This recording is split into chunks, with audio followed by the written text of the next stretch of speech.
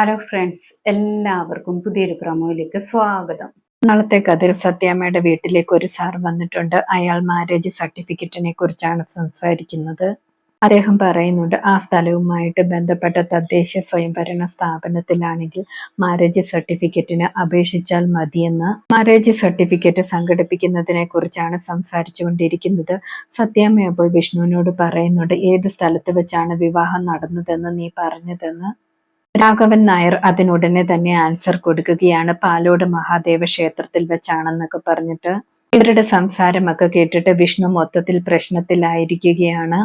അതേ സമയത്ത് മാരേജ് നടന്നെന്ന് പറയുന്ന അമ്പലത്തിൽ ശാലിനി പോയി കാര്യങ്ങളൊക്കെ അന്വേഷിക്കുകയാണ്. വിഷ്ണുവിന്റെയും കാർത്തികയുടെയും വിവാഹം നടന്നതിന്റെ തെളിവായിട്ട് CCTV-യിൽ എന്തെങ്കിലും ഉണ്ടോ എന്ന് അറിയാൻ വേണ്ടി CCTV ദൃശ്യങ്ങളൊക്കെ പരിശോധിക്കുകയാണ്. ഇന്നത്തെ പ്രൊമോ ഇതോടെ അവസാനിക്കുന്നു. കൂടുതൽ ഡീറ്റെയിൽസുമായി വീണ്ടും കാണാം. താങ്ക്